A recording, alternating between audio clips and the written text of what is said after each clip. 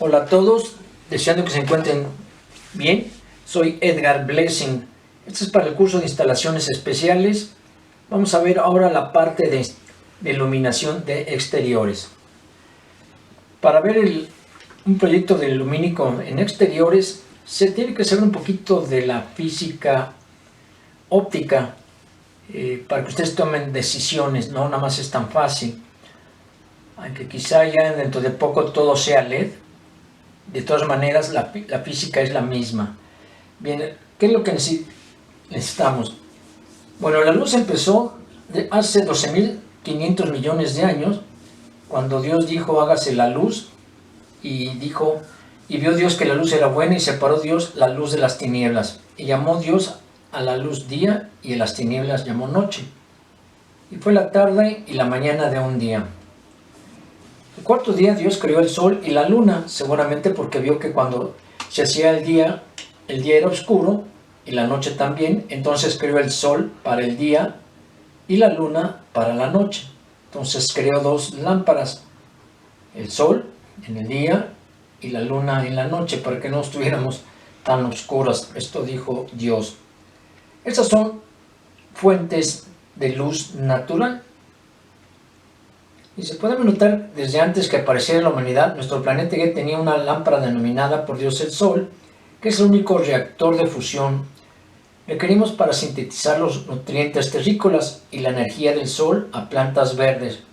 O sea, todo lo que crece en la superficie terrestre se debe al Sol, a la energía del Sol, que se transforma en situaciones orgánicas como plantas, hierbas, árboles y posteriormente animales, ¿no?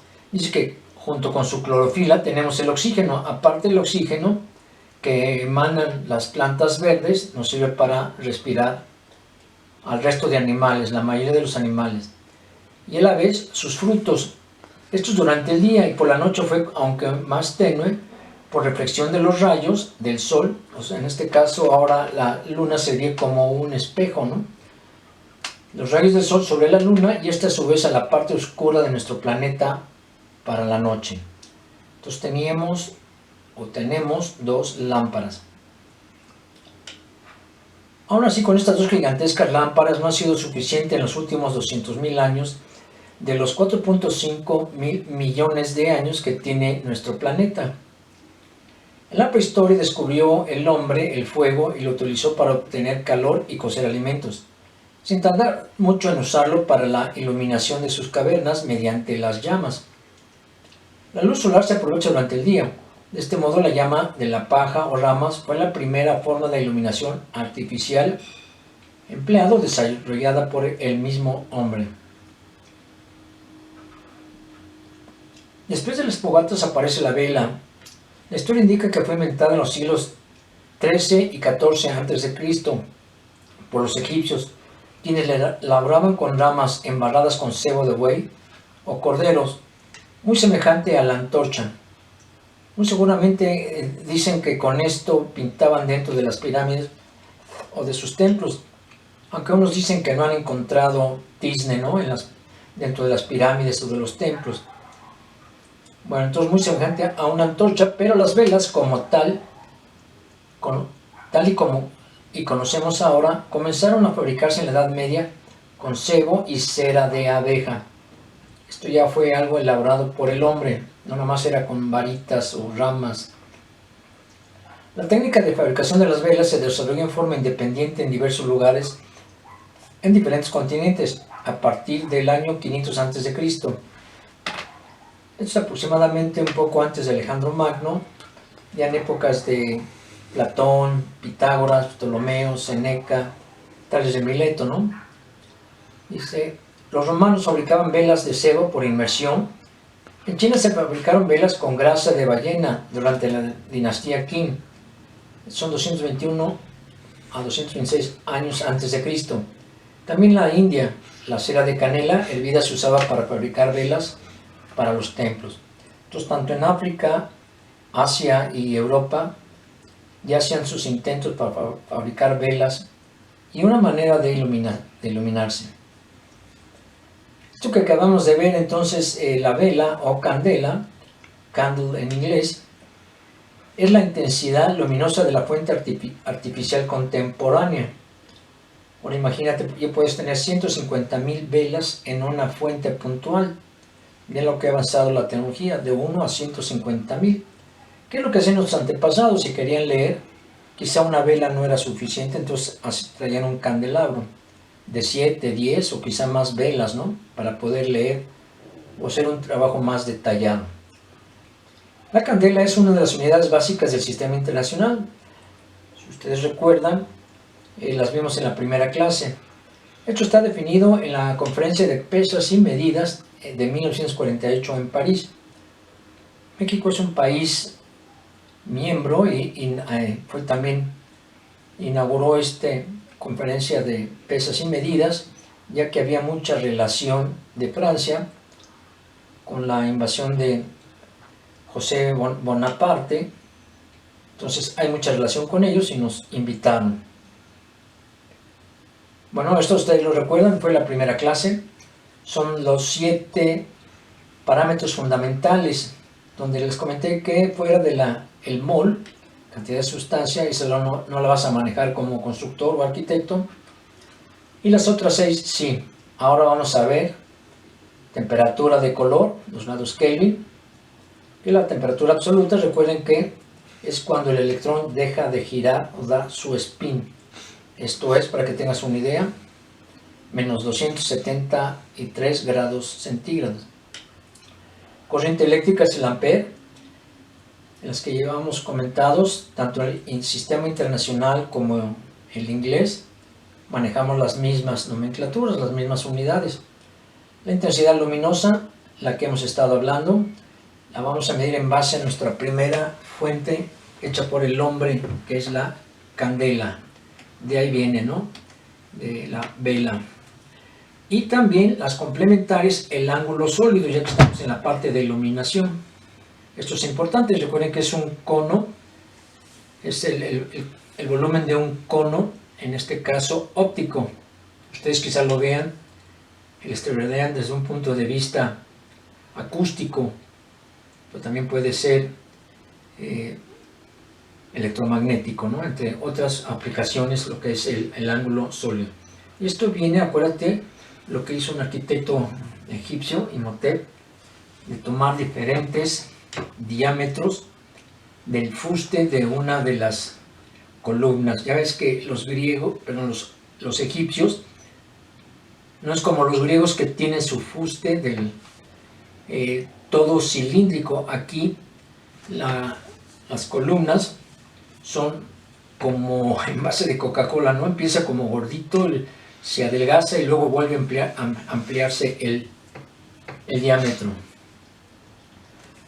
Bueno, por esta pequeña historia, la candela es una unidad básica del sistema internacional y del sistema inglés también. Y se define como la intensidad luminosa de la fuente emitida por un estéreo radián.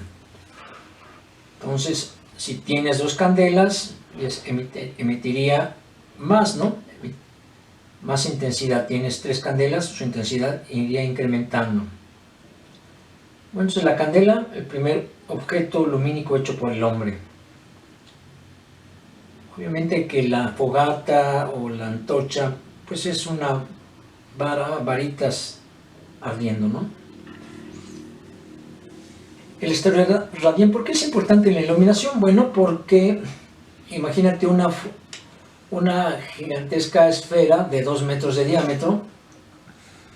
En el centro de la esfera imaginaria ponemos una vela, y esta vela, al recorrer 1 metro, ya que son 2 metros de diámetro, su radio es 1 metro, fíjate, se forma aquí un cono lumínico. Ese cono lumínico, al impactarse en el interior de esta esfera, en 1 metro cuadrado, esto se llama, cuando sale el flujo, se llama lumen. Es el flujo que emana una candela, es un lumen. Cuando pega en una superficie sería el lumen, el flujo que salió de la vela, entre 1 metro cuadrado. Ese lumen entre metro cuadrado se llama lux. Haciendo un sumario. La intensidad lumínica de una vela o candela, candela en la parte de la física, no diríamos vela. Bueno, la intensidad lumínica de una candela produce un flujo de un lumen. Aquí va el lumen, es un flujo. Este no se ve hasta que choca con una superficie. Bueno, ese flujo llamado lumen, un lumen, al chocar en una superficie de 1 metro cuadrado, ese lumen en ese metro cuadrado se llama lux. Lux es una unidad de iluminancia.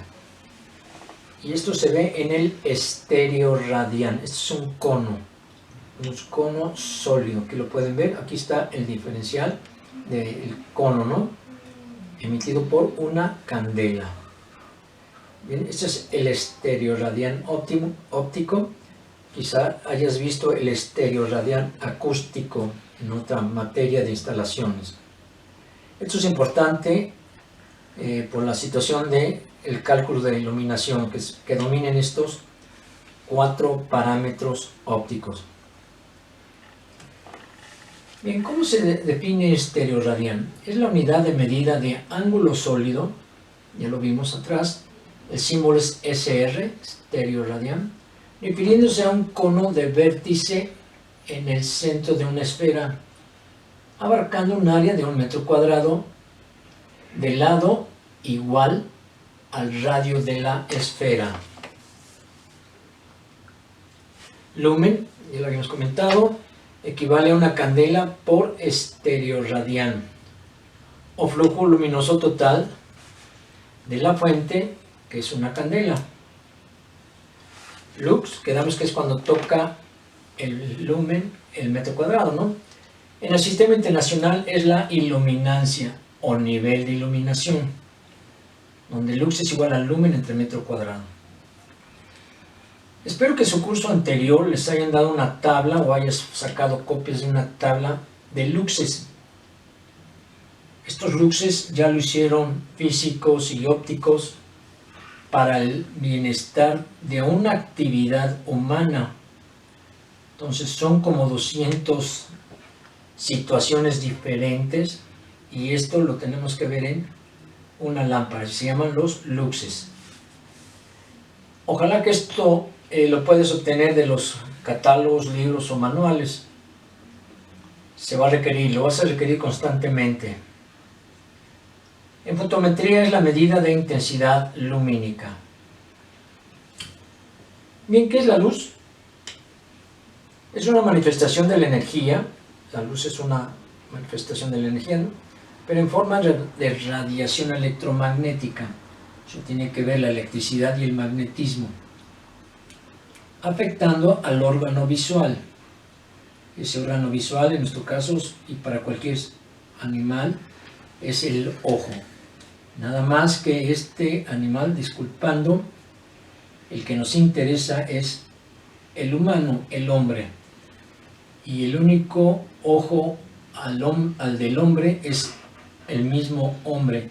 Los animales solo ven en blanco y negro.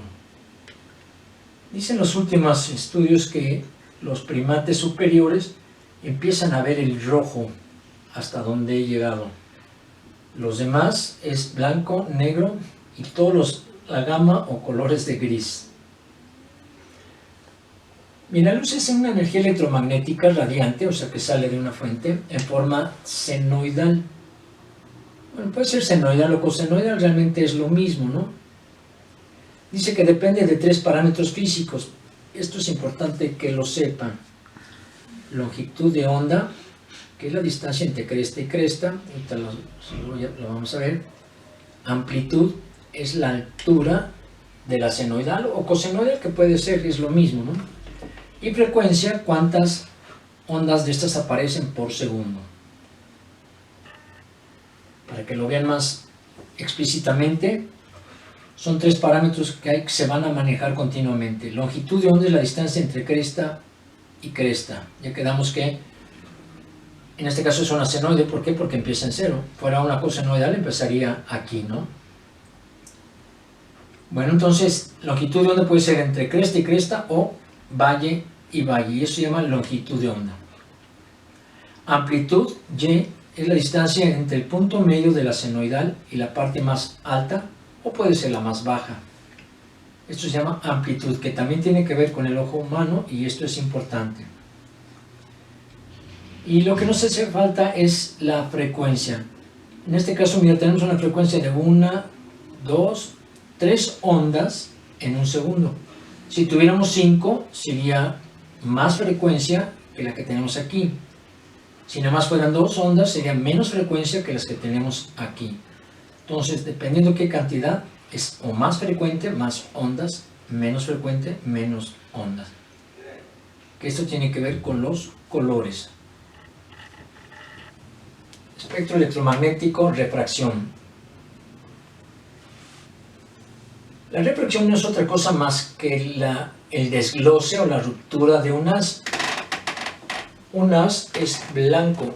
Ese haz blanco, cuando toca una gotita de agua o un prisma, un cristal de cuarzo, ¿qué sucede? Se desglosa en los 7 colores del espectro electromagnético, que le llamamos comúnmente los colores del arco iris, ¿no? Bueno, en todo el universo se encuentran ondas electromagnéticas de diversas longitudes. La luz es la porción del espectro que estimula la retina del ojo humano, permitiendo la percepción de los colores. A esta región electromagnética se llama espectro de luz visible. Esto de espectro de luz visible es únicamente para el humano. Inclusive no entra los primates superiores. Ya ven que es muy factible que el hombre provenga de una evolución de los simios. Entonces ellos todavía no alcanzan a ver como nosotros. Esta es una forma de ver que el humano ha evolucionado más que las otras especies en cuanto en esta situación el ojo, porque podemos ver los colores, como los animales, les repito, ven en blanco y negro, y la luz ultravioleta, y muchos ven por la acústica o por el campo eléctrico, como los tiburones. Bien, el espectro electromagnético. Cuando la luz es separada en diversas longitudes es llamada espectro. ¿Cómo se separa? Ya les comenté, por medio de un agua. Cuando la luz cruza gotas de agua, un vidrio, o por los cristales de cuarzo, ¿no? Luego dice, si se hace pasar la luz por un prisma de vidrio transparente, produce un espectro formado por los colores. Estos ya son los del arco iris, que llamamos rojo, naranja, amarillo, verde, azul, el índigo, que es entre azul y violeta, Atrás del violeta viene el ultravioleta. Ese si nos toca, es cancerígeno. Hay luz ultravioleta que le llamamos luz negra. Tiene sus aplicaciones. En el caso de la construcción no se necesita. Esto es para los físicos o químicos. Este fenómeno es causado por las diferencias de sus longitudes de onda, como ya veíamos. El rojo es la longitud de onda más larga y el violeta más corta. Percibiendo el ojo humano estas diferentes longitudes de onda como color. Bien, aquí está lo del espectro electromagnético. Esto se llama fenómeno óptico de la refracción. No es otra cosa más que romper el haz que viene de la fuente artificial hecha por el hombre o por el sol. Aquí entra un rayo en un prisma y ve cómo se desglosa en los 7 colores del arco iris. Mayor longitud de onda el rojo, menor longitud de onda. Aquí de menor longitud está el ultravioleta. El ultravioleta, como les comentaba, es canceroso. Si nos toca, puede quemar la retina. Quizá lo hayas visto, algunas veces estuvo de moda en las combis que ponían esa luz ultravioleta. Pero tiene que tener un filtro para que no afecte a las personas. Está el rojo y después sigue el infrarrojo. El infrarrojo es calor. Y también hay lámparas que le llaman curativas, que están en la longitud de onda del infrarrojo y sirven para curar tendones y músculos principalmente. Por eso les llaman medicinales. Nuestro ojo no crees que ve los 7 colores, no vas a creer, solo 3. Ellos son el verde, el azul y el rojo. El amarillo no es otra cosa más que la combinación del verde y el rojo. El rosa o magenta es una combinación del azul y el rojo. El azul claro es una combinación del azul y el verde. Y el blanco es la suma de los 6 colores que mencionamos. En negro no hay color. ¿Por qué vemos en azul una superficie? Bueno, la vemos en azul porque aquí llegan todos los rayos y solamente rebota uno. ¿Cuál es? El azul. Entonces vemos en una mesa una superficie azul, un muro, porque todos los demás colores los absorbe menos uno. Si fuera esto rojo, esto reflejaría el rojo. Si fuera amarillo, estaría reflejando el azul y el rojo. Les comentaba que el espectro electromagnético es gigantesco. Alguien dice que hay una gama de frecuencias, dice que desde Los Ángeles hasta Nueva York. Y desde Los Ángeles a Nueva York, en Estados Unidos, son 4.000 kilómetros. Dice, ¿cómo es posible que de 4.000 kilómetros nada más alcanzamos a ver el diferente espectro solo 4 pulgadas? Eso se llama luz visible para nosotros. Y aquí está el ultravioleta, son como 380 nanómetros. Lo vimos en la primera clase. El nanómetro, aquí nanómetro quiere decir que toma el milímetro y secciónalo en 1.000.000 de partes. Esa millonésima parte del milímetro se llama nanómetro. El ojo humano cuando mucho alcanza a ver 4 o 5 micras. Micras divide el milímetro en 1.000 partes. Y esas micras las puedes ver cuando entras a un área oscura y hay un rayito de luz. Bueno, ese rayito de luz, vas a ver, si te fijas, están bailando unas partículas. Esas son las partículas más grandes y su tamaño son micras. Imagínate, la micra es 1000 veces más grande que el nanómetro. No lo alcanzamos a percibir así hasta que la luz rebota en una superficie. Bueno, ultravioleta es canceroso, pero tiene sus aplicaciones en encontrar fisuras en los metales.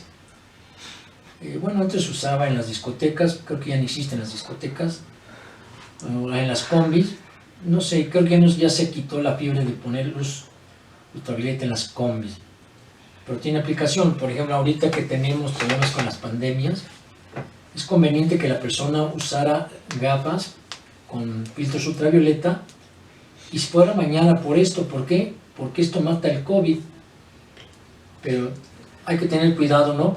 Con esto. Si nos da en la piel, nos da cáncer. Si nos da en la retina, nos la quema, ¿no? La funde. Entonces hay que tener cuidado. No sé si los médicos están usando esta radiación ultravioleta.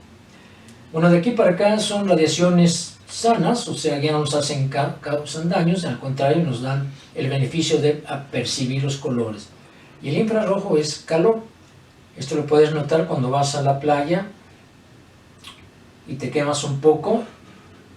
La radiación infrarroja es la que quema la piel. Grandes exposiciones también puede producir cáncer. Bueno, el rojo tiene una longitud de onda de 750 nanómetros y el violeta de 400 nanómetros. Acuérdate, entre cresta y cresta o valle y valle. ¿Qué hay antes del ultravioleta? Bueno, rayos X, rayos gamma, quizá hayas oído hablar de ellos. Y después del rojo está el infrarrojo, que es el calor, y ondas, microondas, con los que usamos para los radios, celulares, etc., ¿no? Radar, UHF, VHF, etc., onda corta y onda larga.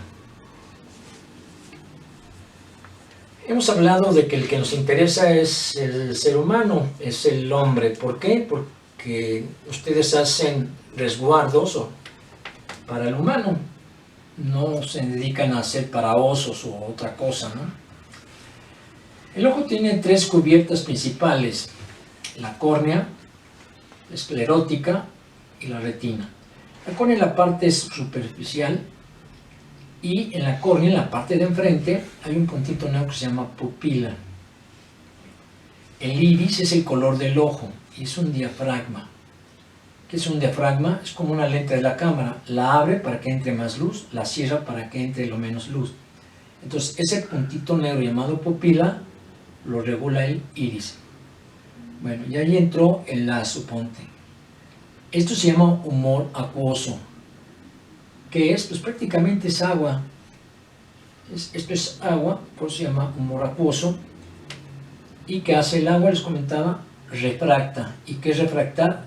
Entra un haz y lo abre en diferentes longitudes. Entonces lo abre, o sea, abre una especie de arco iris, y ese arco iris empieza a pegar en toda esta parte de aquí llamada la retina, que es la que va a recibir todas las diferentes longitudes de onda. Esta retina abarca de los 360 grados, ya que es casi una pelotita, un globo de 360 grados, nada más que la retina son como 280 grados lo que cubre. En la parte posterior, casi al nivel de la pupila, un poco más abajo, se juntan todos estos nervios, y en estos nervios son una especie como vellosidades, toda esta parte de aquí, y esas vellosidades se llaman, hay dos, los conos y los bastones. El cono, como aquí pueden ver, es el que nos produce el calor, perdón, los colores. Hay conos para la longitud de onda verde, hay conos para el rojo y conos para la longitud de onda azul. Recuerda que las combinaciones de ellos nos dan otros tres colores. El negro no es color y el blanco es la suma de los tres básicos y los tres secundarios. Bueno, el cono se encarga de la amplitud de la señal y los bastones de la amplitud. Entonces, conos es la longitud entre cresta y cresta, y los bastones la amplitud. ¿Qué quiere decir esto? Más luz o menos luz. Muchos son los órganos receptores, y les usan una especie de vellosidades o pequeños nervios. Bueno, el cabello más delgado es bastante grueso comparado a esto. Hay millones solo en un centímetro cuadrado. Bien, ustedes llevaron estadística en sexto de bachillerato, y aquí en la FES vas a llevar también una materia. Antes era optativa, se llama financiamiento y rentabilidad, donde vas a ver estadística también. En la estadística, ya sea de financiamiento y rentabilidad o probabilidad y estadística de sexto de bachillerato, viste la campana de Gauss. En matemáticas 2 te enseñaron que integral es encontrar un área irregular, y le llamaban el área bajo la curva de un área irregular. Esto es un área irregular llamada campana de Gauss o curva de distribución normal. Bueno, característicamente el área mayor que abarca esta es el verde, luego el amarillo a tu derecha de la media, que es el verde. Entonces el verde amarillo es el color que más se ve, y por eso es que el amarillo entra en los semáforos como preventiva. Antes los arquitectos urbanistas pintaban las aceras, los acotamientos en blanco, ahora es en amarillo. El tenis le llamaban deporte blanco por la pelota blanca, y todo era blanco, tenis y shorts. Ahora la pelota es verde amarilla, los que jueguen en verde amarilla. Antes los camiones eran color ocre, es una especie entre naranja y café, como color ladrillo es el ocre. Pues ¿qué hicieron hace 25 años, 30 años? La cambiaron los colores del ómnibus escolar al amarillo, para que se alcance a ver desde lejos y sea preventivo de que ahí van muchos niños. Bien, el naranja es un color que nos produce una sensación de hambre.